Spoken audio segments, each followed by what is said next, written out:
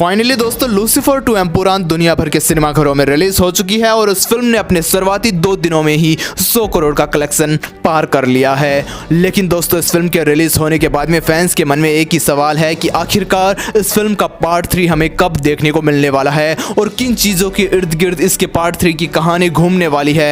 तो दोस्तों इत्मीनान से बैठ जाइए क्योंकि आज के इस वीडियो में मैं लूसीफर 3 बिगिनिंग की एग्जैक्ट रिलीज डेट बताने वाला हूँ। साथ ही साथ हम कुछ ऐसी चीज़ों पर भी बात करेंगे जिन्हें जानकर आपकी भी खुशी का ठिकाना नहीं रहेगा और पार्ट 3 के बजट के बारे में भी बात करने वाले हैं कि मेकर्स आखिर इसका कितना बजट रखने वाले हैं और कितने बड़े ग्लोबल स्केल पर उस फिल्म को रिलीज करने वाले हैं। और कहानी में कुछ ऐसी चीज़ें भी हैं जो मेकर्स हमसे छुपाना चाह रहे थे लेकिन वो डिटेल्स मुझे मिल चुकी है और पार्ट 3 की जो कंप्लीट एग्जैक्ट स्टोरी है वो आज के इस वीडियो में मैं आपको बताने वाला हूं। तो दोस्तों बिना वक्त जाया किए वीडियो को करते हैं स्टार्ट, लेकिन उससे पहले चैनल को सब्सक्राइब करके रखें। तो दोस्तों एम्पुरान की एंडिंग में हमें पता चलता है कि इस दुनिया में 2 ऐसी अदृश्य शक्तियां हैं जो इस दुनिया को कंट्रोल कर रही है। पहली गॉड एक्सिस के नाम से जानी जाती है, एक गुप्त एफ्रो चाइनीज नेक्सस सेंट्राइड, और दूसरी लूसीफर नेक्सस इंडो अरब मेगा सिंडिकेट खुरेसी अब्राम। और ये दोनों ही शक्तियाँ एक दूसरे के आमने सामने हैं क्योंकि जो लूसीफर नेक्सस है वो पूरी दुनिया के गोल्ड और डायमंड ट्रेड एक्सपोर्ट को कंट्रोल करता है, लेकिन जो दूसरा वाला गोल्ड एक्सिस है यानी कि centroid Afro Chinese nexus illegal smuggling, gambling और ड्रग ट्रांसपोर्टेशन जैसे काम करता है। लेकिन जो अब्राम खुरेसी है वो ड्रग्स के पूरी तरीके से खिलाफ है, जैसा कि हमने लूसीफर के पार्ट 1 में भी देखा। जब बिमल नायर ड्रग्स बेचने की कोशिश करता है केरला के अंदर तो वह पूरी तरीके से बर्बाद हो जाता है और उसकी एक ही सजा होती है, वो है मौत। तो एम्पुरान की एंडिंग में हमें यह भी पता चलता है कि कबूगा जो कि ड्रग्स की स्मगलिंग करता है तो लूसीफर ने उसके कंटेनर्स को तबाह कर दिया, उसके आदमियों को मार दिया और कबूगा को भी मार दिया। तो कबूगा का बदला लेने के लिए सेंट्राइड लूसीफर के खिलाफ हो चुके हैं पूरी तरीके से।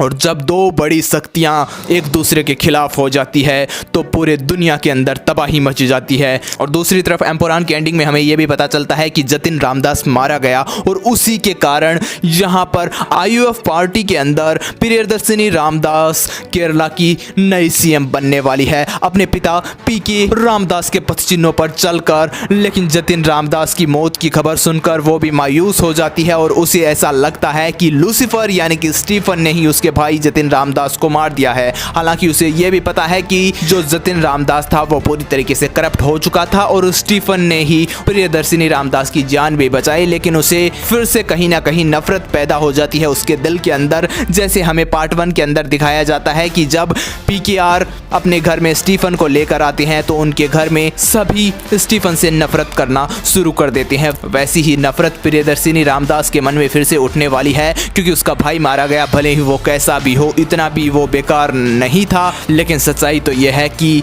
लूसीफर ने उसे मारा ही नहीं बल्कि उसके दुश्मन सेंट्राइड ने उसके भाई को तबाह कर दिया क्योंकि स्टीफन ने कबूगा को मारा था तो भाई के बदले भाई का बदला ले लिया। और अब 2 बड़े इंटरनेशनल सिंडिकेट्स आपस में भिड़ने वाले हैं। लेकिन केरला के अंदर फिर से आंधी आ चुकी है क्योंकि जैसा कि हमें एम्पुरान में दिखाया जाता है कि एएसएम अखंड शक्ति मोर्चा एक बड़ी पार्टी है, सेंट्रल पार्टी है जो कि केरला के अंदर आई है और केरला के अंदर बलराज यानी कि बाबा बजरंगी उस पार्टी को लेकर आए हैं और उसने जतिन रामदास से हाथ मिलाया। जतिन भी मारा गया और बलराज भी मारा गया। लेकिन हमें यह भी पता चलता है कि एएसएम पार्टी के 3 बड़े लीडर्स में से एक लीडर था बलराज, यानी कि 2 बड़े ऐसे लीडर्स भी थे जो कि बाबा बजरंगी से भी ऊपर लेवल के थे। तो वो भी बाबा बजरंगी का बदला यानी कि बलराज का बदला लेने के लिए आएंगे। और जब सेंटर के अंदर तबाही मचती है तो स्टेट छोटा पड़ जाता है, यानी कि सेंट्रल गवर्नमेंट स्टेट गवर्नमेंट को बर्बाद करने में पूरी तरीके से लग जाएगी। और यही मुसीबत की घड़ी होगी प्रियदर्शिनी रामदास के सामने क्योंकि अब उसका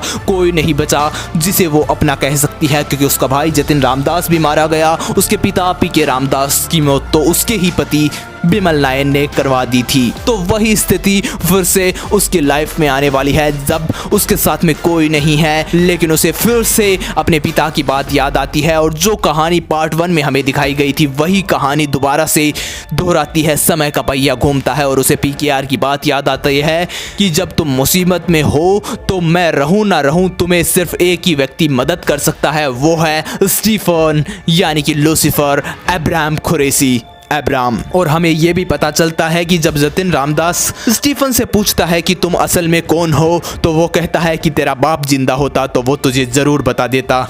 यानी कि इससे ये पता चलता है कि पीकेआर यानी कि पीके रामदास को ये पता था कि स्टीफन ही अब्राहम कुरैशी है। लेकिन अब जो पार्ट 3 आ रहा है लूसीफर 3 बिगनिंग यानी कि L3 बिगनिंग, उसके अंदर हमें स्टीफन के पीछे की कहानी दिखाई जाएगी कि जब 15 साल का था स्टीफन तो उसने पीके रामदास का साथ छोड़कर वो इंडिया से बाहर निकल गया था। फिर उसके साथ में क्या हुआ किसी को भी मालूम नहीं, लेकिन फिर वो 25 साल बाद लौट कर आता है फिर से। और जो पीके रामदास है वो अपनी जगह निडमपल्ली को छोड़कर स्टीफन को चुनाव लड़वाते हैं और स्टीफन जीत भी जाता है, एमएलए बन जाता है निडमपल्ली का। जिससे ये भी पता चलता है कि पीके रामदास को ये पहले ही पता चल गया था कि बिमल नायर कहीं ना कहीं उनकी पार्टी को बर्बाद करके रख देगा, तो उसने पहले ही स्टीफन को बुला लिया और उसे पता चल गया था कि उसकी मौत तो निश्चित है, लेकिन उसकी पार्टी और उसके परिवार को बचाया जा सके इसलिए उसने अपने बेटे स्टीफन को बुलाया। और यह भी पता चलता है कि स्टीफन पीके रामदास की ही नाजायज औलाद है। अब जहां पर पार्ट 3 के अंदर हमें यह भी दिखाया जाएगा कि पीके रामदास को पूरी कहानी पता थी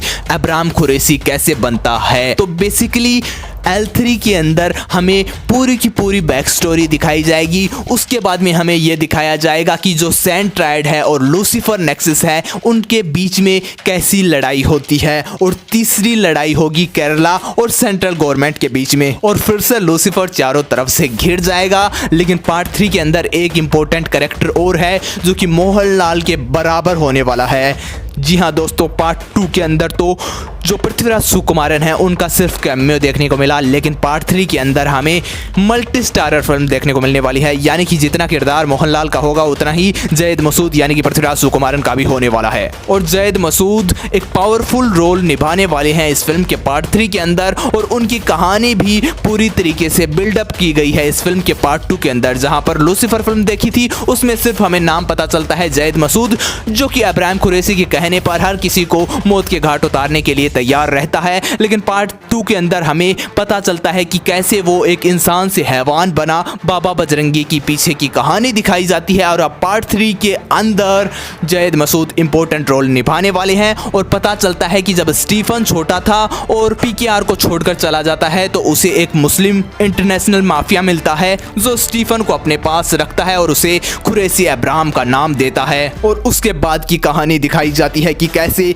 स्टीफन ने लूसीफर नेक्सस को खड़ा किया। और साथ ही साथ इस फिल्म के पार्ट 3 के अंदर मलयालम सिनेमा से बहुत बड़े बड़े कैमियोज भी देखने को मिल सकते हैं और दूसरी इंडस्ट्री से भी कैमियोज देखने को मिल सकते हैं। यानी कि बिग स्टार की एंट्री होने वाली है, क्योंकि जहां पर हमने इस फिल्म का पार्ट 2 एम्पुरान को देखा तो उसे देखकर पूरी वाइब आ रही थी कि ये एक मलयालम सिनेमा की फिल्म नहीं, इंडियन सिनेमा की भी फिल्म नहीं, बल्कि हॉलीवुड की फिल्म है। पूरी फिल्म को देखकर यही लग रहा था कि ये हॉलीवुड की फिल्म है। बस 20 मिनट की फिल्म ऐसी लग रही थी जहां पर इंडियन वाइब आ रही थी, बाकी पूरा हॉलीवुड लेवल पर पहुंचा कर रख दिया हमारे डायरेक्टर साहब पृथ्वीराज सुकुमारन ने। तो पार्ट 3 की जो रिलीज है वो ग्लोबली होने वाली है और ये फिल्म हमें करीबन 2 साल बाद में देखने को मिल सकती है। यानी कि अब 2025 चल रहा है तो ये फिल्म हमें करीबन 2027 की एंडिंग तक या 2028 की शुरुआत के अंदर हमें देखने को मिल सकती है। और अब की बार इसकी रिलीज ग्लोबली होने वाली है, यानी कि इंग्लिश लैंग्वेज में भी इस फिल्म को डब करके रिलीज कर दिया जाएगा।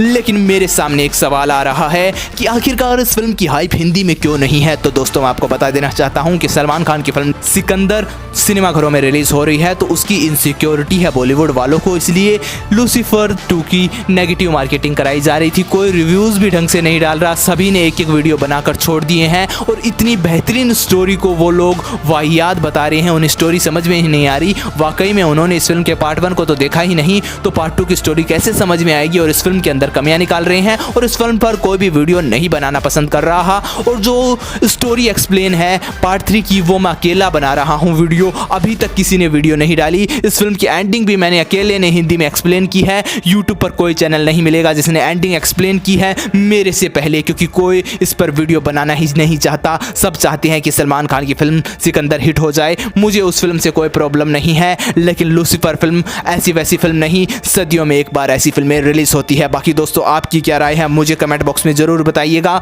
जहां पर लूसीफर 2 एम्पुरान 180 करोड़ के बजट के अंदर बनाई गई है। मोहनलाल ने कोई फीस नहीं ली, पृथ्वीराज सुकुमारन ने कोई फीस नहीं ली, सब प्रॉफिट शेयरिंग पर चल रहा है। तो इस फिल्म के पार्ट 2 की ये बताया जा रहा है कि पार्ट 2 का बजट करीबन 250 से 300 करोड़ की रेंज में हो सकता है। हालांकि इस फिल्म को बॉक्स ऑफिस पर हिट साबित होना होगा। ये फिल्म अच्छा कमा रही है, ओवरसीज मार्केट के अंदर यानी कि विदेशों के अंदर भी इस फिल्म को पसंद किया जा रहा है। इस फिल्म ने अपने शुरुआती 2 दिनों में 100 करोड़ का कलेक्शन पार कर दिया, लेकिन इससे काम नहीं चलने वाला। कम से कम ये फिल्म बॉक्स ऑफिस पर 500 करोड़ का आंकड़ा पार करती है, तब इस फिल्म का पार्ट 3 और भी ज्यादा ग्रैंड लेवल पर रिलीज हो सकता है और इन हेटर्स के मुंह पर वो तमाचा होगा। बाकी दोस्तों आज सिर्फ इतना ही। आपकी क्या राय है कि आपको लूसीफर फिल्म कैसी लगी और आप इन हेटर्स के खिलाफ क्या बोलना चाहते हैं मुझे कमेंट बॉक्स में बताएं। चैनल को करें subscribe. Thanks for watching, have a nice day.